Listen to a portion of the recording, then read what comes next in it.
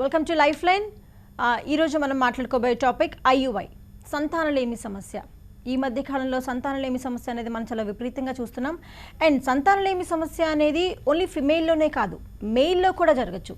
So దీనికి సంబంధించి మనతో మాట్లాడటానికి doctor Shashank from 39 hospital TV9 స్టూడియోలో ఉన్నారు.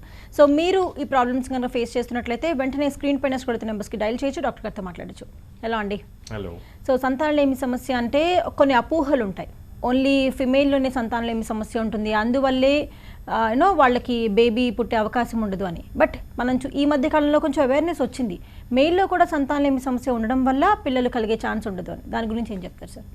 సో యాక్చువల్లీ ఇన్ఫర్టిలిటీ అంటే ఒక సంవత్సరం వరకు భార్య భర్తలు కలిసి ఉంటే కూడా విదౌట్ కాంట్రసెప్షన్ సక్సెస్ఫుల్గా ప్రెగ్నెన్సీ రాలేకపోతే ఇన్ఫర్టైల్ కపుల్ అని ఒక ఇవాల్యుయేట్ చేసుకోవాలి.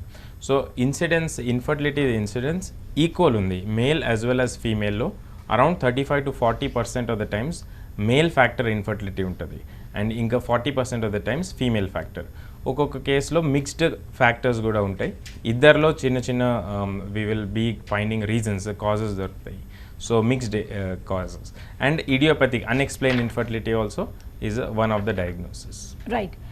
సో చాలామందికి ఉండే కంప్లైంట్స్ ఏంటి అంటే ఫస్ట్ బేబీకి వాళ్ళు ఎలాంటి ప్రాబ్లం లేకుండా కన్సీవ్ చేస్తారు, బట్ సెకండ్ బేబీకి వచ్చేటప్పటికి they face problems. So secondary infertility అంటూ ఉంటారు. సో దాని గురించి చెప్తారు? సో సెకండరీ ఇన్ఫర్టిలిటీలో usually common causes are acquired. అంటే ఫస్ట్ టైం ప్రెగ్నెన్సీ వచ్చింది but second time if it is not conceiving.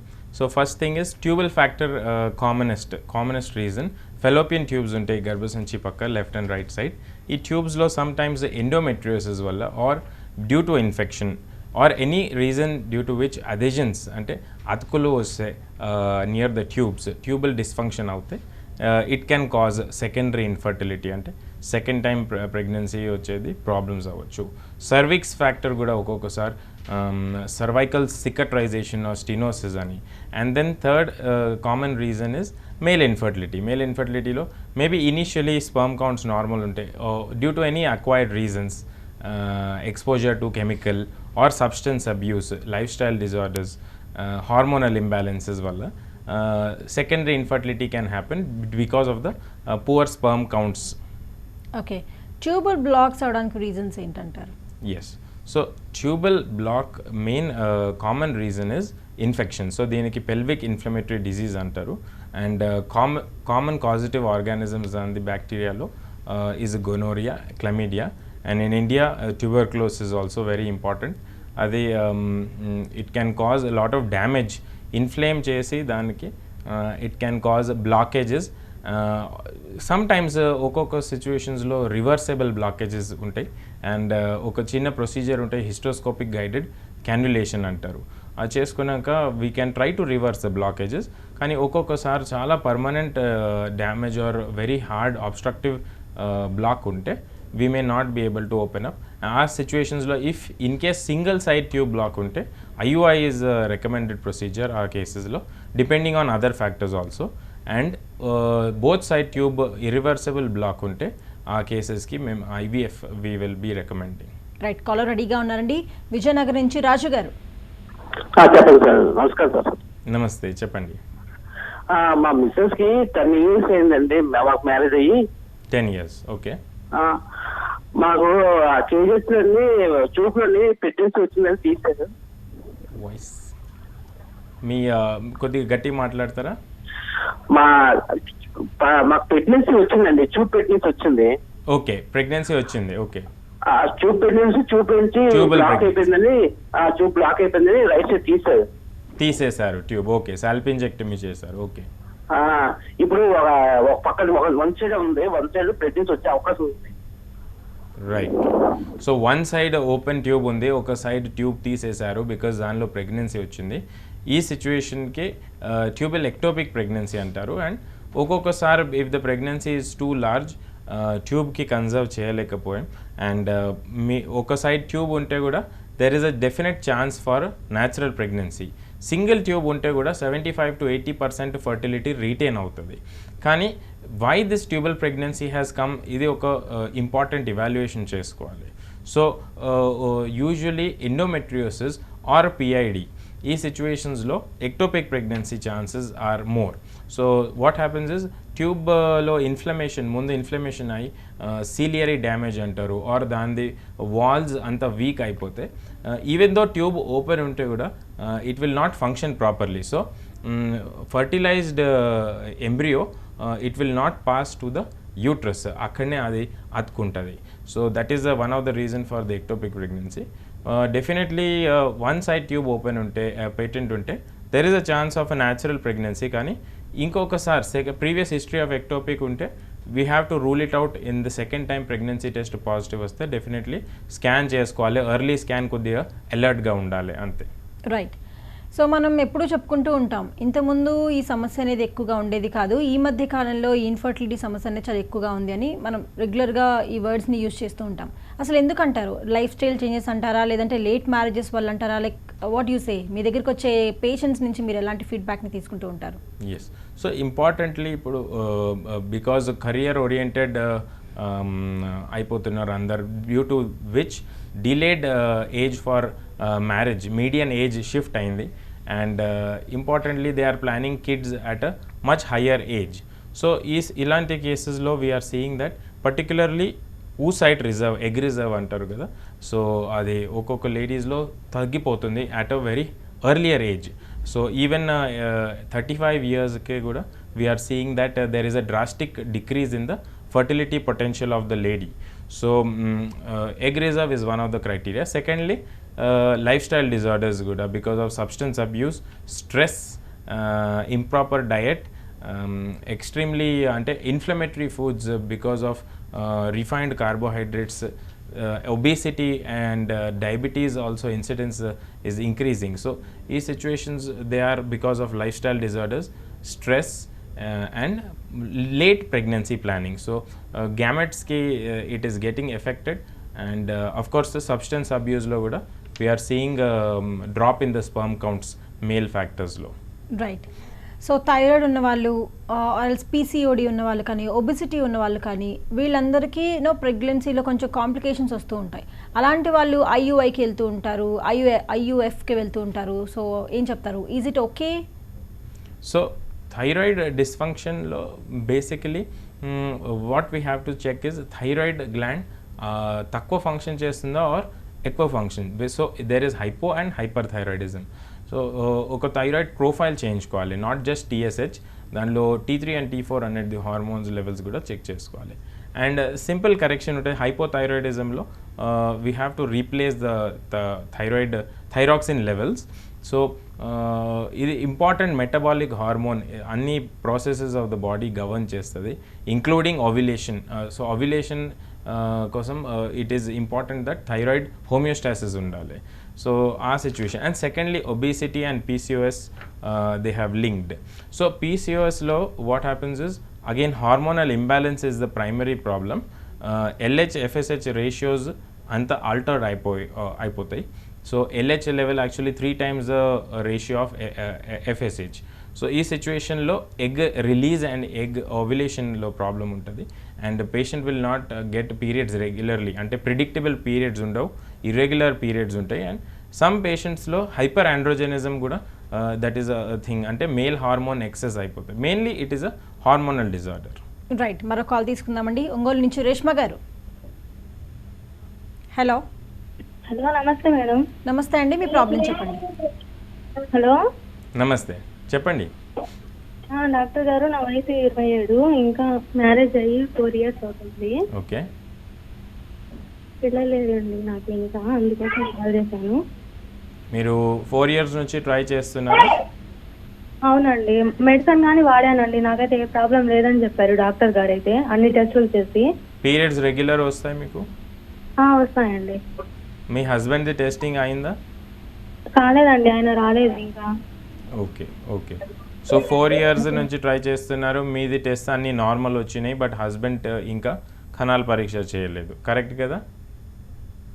Yes. So ఇప్పుడు మెయిన్లీ ఫర్టిలిటీ ఇవాల్యుయేషన్కి కపుల్ ఇద్దరు విజిట్ చేయాలి fertility clinic. First base line ఇన్వెస్టిగేషన్స్లో అంటే ఉమెన్ ఫ్యాక్టర్, వైఫ్ ఫ్యాక్టర్స్లో బేసిక్ హార్మోన్స్ చెక్ చేసుకోవాలి, ప్రోలాక్టిన్, థైరాయిడ్. అండ్ నెలసరి రెండో రోజుకి వస్తే ఈవెన్ బెటర్. సో ఆ రోజు we can do day 2 pelvic scan అంటారు. యాంట్రల్ ఫాలిక్యులర్ కౌంట్స్ చూసుకుంటారు ఓవరీస్లో. సో బేసిక్లీ యూట్రస్ సైజ్ ఎలా ఉంది, ఓవరియన్ వాల్యూమ్ ఎలా ఉంది, డెవలపింగ్ నెంబర్ ఆఫ్ ఫాలికల్స్ ఎన్ని ఉన్నాయి, ఇవన్నీ చూసుకోవచ్చు. And along with that blood test also, some blood hormones. And husband same అదే విజిట్లో హస్బెండ్ది సెమెన్ అనాలిసిస్ కూడా చేసుకోవచ్చు. Ideally 3 to 5 days of sexual gap ఉంటే it will be a better report, అంటే more standardized report. Semen analysis ఖచ్చితంగా ఒక standardize లెబార్టరీలో చేయాలి. That is very important.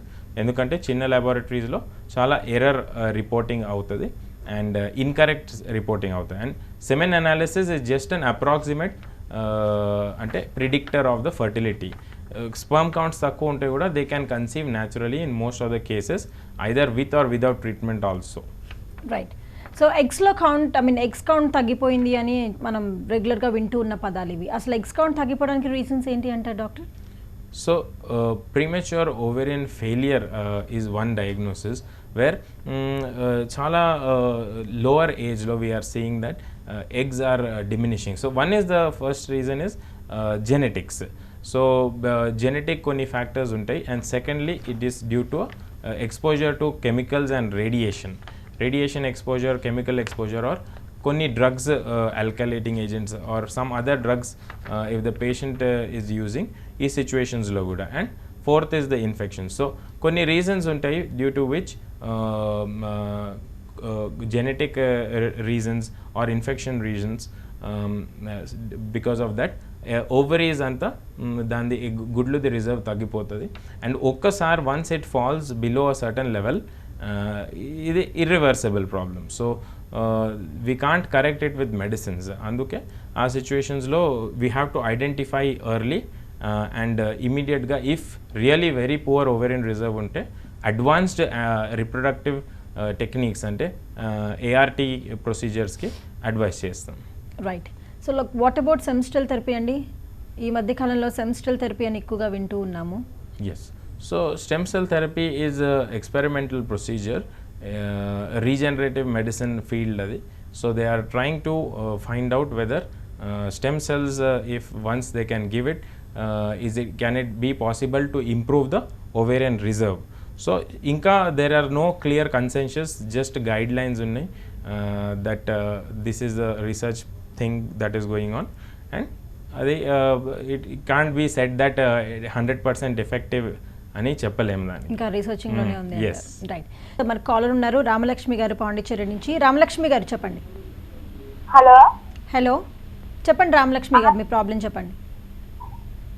నా ప్రాబ్లం అండి, నాకు 6 months ప్రెగ్నెంట్ అండి. కాళ్ళ పిల్లలని తీస్తారండి, లోన్ ఇరుగ్గా ఉందండి, గర్భిణి. ఓకే, వాయిస్ కొద్దిగా మీకు అర్థం. రామలక్ష్మి గారు మళ్ళీ ఒకసారి రిపీట్ చేస్తారా అండి మీరు చెప్పింది? నా ప్రెగ్నెంట్ అండి, నాకు 19 years అండి. ఓకే, మీ వయసు 19 years, 6 months ప్రెగ్నెన్సీ ఉంది. ఓకే, కాళ్ళ పిల్లలండి బాగా ఇరుగ్గా ఉందని తీస్తారండి. ప్రెగ్నెన్సీ తీసేశారు అంటే మీకు అబార్షన్ చేశారు? తీస్తారండి, మళ్ళీ లేదండి అక్కడి నుంచి మీకు మళ్ళీ ప్రెగ్నెన్సీ అయ్యే ఛాన్స్ అవకాశం రాలేదంటున్నారు, అంతే కదా? ఓకే, అది ఎప్పుడు అబార్ట్ చేశారు మీకు? 1 year అవుతుందండి. ఓకే, అబార్ట్ చేసి 1 year అవుతుంది. అంటే అబార్షన్ తర్వాత ఇంకా కన్సీవ్ అవ్వలేదు. సో నెక్స్ట్ ఎవరి దగ్గర వాడలేదండి, మెడిసిన్స్ కానీ ఏమీ వాడలేదండి, అట్లే ఇంకా వాడలేదు. Okay okay, right. సో మీకు నెలసరి రెగ్యులర్ ఉంటుందా?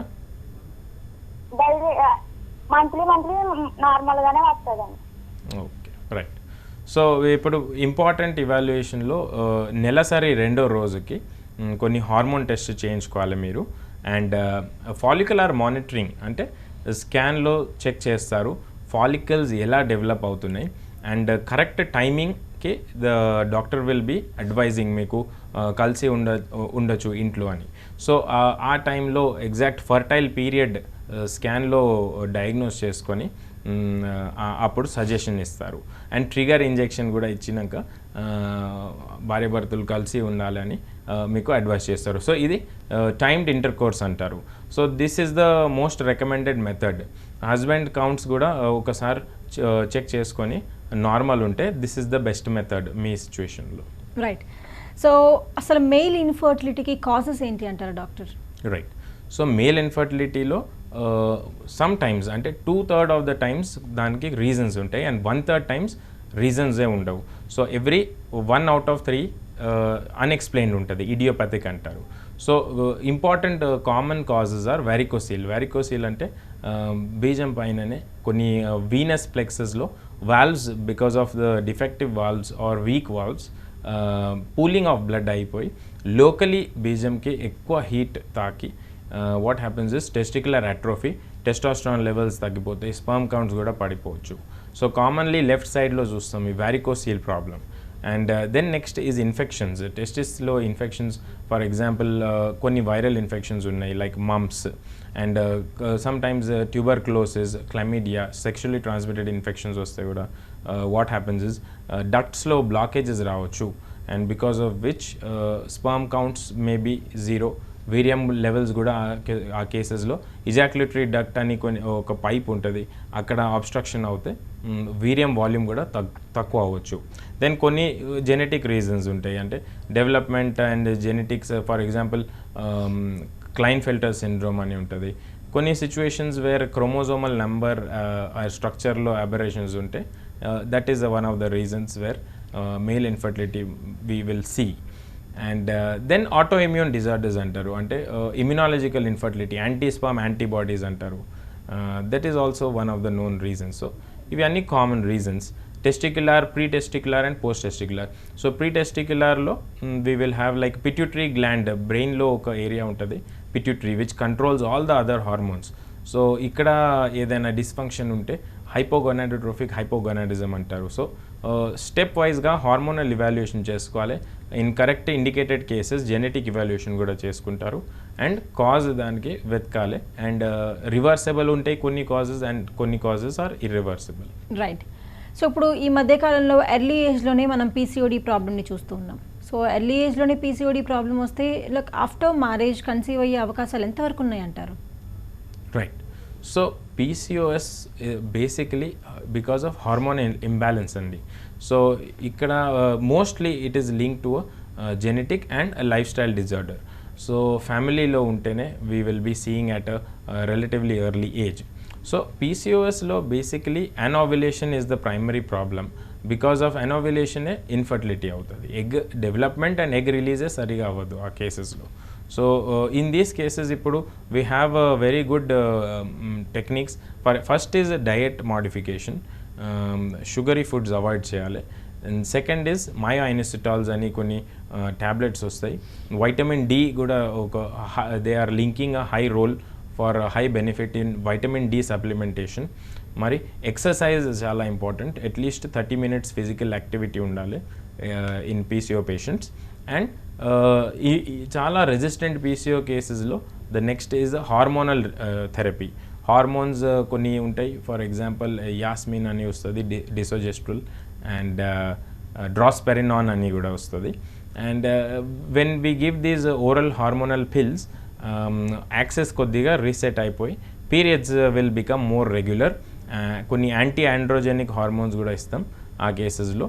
So depends whether the hormones are imbalanced and దానికి కరెక్ట్ చేసుకోవాలి. And along with diet and life style modifications అప్పుడు there will be no problem in the fertility per se. PCOS will not be a cause for permanent infertility, అది definitely reversible cause. Right.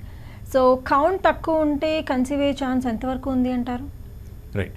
So ఇప్పుడు male ఫ్యాక్టర్స్లో semen analysis రిపోర్ట్లో తక్కువ count వచ్చి ఉంటే ఆ కేసెస్లో first ఎందుకు తక్కువ అయింది we have to see. For example varicocele clear cut obvious cause ఉంటే వ్యారికోసీల్కి రివర్సల్ ఉంటుంది. వ్యారికోసీలెక్టమీ మైక్రోసర్జికలీ వ్యారికోసీల్ లైగేట్ చేసుకోవచ్చు. సో అది రివర్సిబుల్ కాజ్. ఏదైనా ఇన్ఫెక్షన్ ఉంటే దానికి యాంటీబయాటిక్స్ ఇవ్వచ్చు. And then whatever clear cut obvious, ఇప్పుడు యాంటీస్పర్మ్ యాంటీబాడీస్ ఉంటే ఒక్కొక్క కేసులో we are giving steroids. But mostly ఆ కేసెస్లో ఐయుఐ రికమెండ్ చేస్తారు. ఫర్ ఎగ్జాంపుల్ స్పర్మ్ వాష్ చేస్తారు ఐయుఐలో. సో ఆ సిచ్యువేషన్లో prostaglandins and other chemicals are also washed off including antibodies. So అలా కరెక్టబుల్ ఫ్యాక్టర్స్ ఉంటే we can treat it, and definitely infertility male ఫ్యాక్టర్లో ఉంటే we can reverse it. Right. So male ఇన్ఫర్టిలిటీకి అసలు ట్రీట్మెంట్స్ ఏముంటాయి అంటారు? So same thing, for example ఇప్పుడు male infertility due to genetic reason ఉంటే జెనెటిక్ కౌన్సిలింగ్ చేయించుకోవాలి. అండ్ ఎగ్జాక్ట్లీ ఇఫ్ కార్యోటైప్లో అబ్నార్మల్ నంబర్ ఆఫ్ క్రోమోజోమ్స్ వస్తే దెన్ ఒక కౌన్సిలింగ్ సెషన్ చేస్తారు, వేరిన్ ఇప్పుడు సివియర్ ఇన్ఫర్టిలిటీ ఉంటే they will be advising that donor sperm also use చేయొచ్చు. And chances of transmission to the progeny అంటే next బేబీకి ట్రాన్స్మిట్ అయ్యేది ఛాన్సెస్ ఎంత ఉన్నాయి ఆ జెనెటిక్ ఎర్రర్ది, అది కూడా కౌన్సిల్ చేస్తారు. And infections, if it is infection which is causing, దానికి యాంటీబయాటిక్స్ ఇస్తారు. అండ్ బేసిక్లీ కాజ్ వైజ్ దానికి కరెక్ట్ చేసుకోవాలి. అన్ఎక్స్ప్లెయిన్డ్ ఇన్ఫర్టిలిటీ అండ్ సివియర్ అంటే జీరో స్పర్మ్ కౌంట్స్ ఉండే వాళ్ళకి కూడా సర్జికల్ స్పర్మ్ రిట్రీవల్ అనేది చేసుకోవచ్చు. సో డైరెక్ట్లీ టెస్టిస్ దగ్గరకు ఒక చిన్న ఆపరేషన్ చేసుకొని డైరెక్ట్లీ టెస్టిస్ నుంచి కొన్ని స్పర్మ్స్ తీసుకోవచ్చు. And because of the technology, because of advances in medicine, ICSI అని ఇంట్రాసైటోప్లాస్మిక్ స్పర్మ్ ఇంజెక్షన్, ఈ పద్ధతికి we can go in IVF, where కొన్ని sperms, even few sperms testis నుంచి దొరికితే కూడా they can be used for fertilization. Right. అసలు ఈ infertility problem అనేది వంశపారంపర్యంగా కూడా వచ్చే ఛాన్స్ ఉంది అంటారా? ఎంతవరకు వచ్చే ఛాన్స్ ఉంది అసలు? బికాస్ చాలామంది ఈ మధ్యకాలంలో ముందు లేదు కాబట్టి మేము ఈ ప్రాబ్లమ్ని ఫేస్ చేస్తున్నాం అన్నట్లుగా వింటూ ఉన్నాం మనం. So what you say? So ఇప్పుడు 15% ఆఫ్ ఆల్ కపుల్స్లో ఇది infertility problem we are facing nowadays. So mostly it is environmental and stress related, lifestyle related, and substance abuse. These are the 4 commonly linked reasons.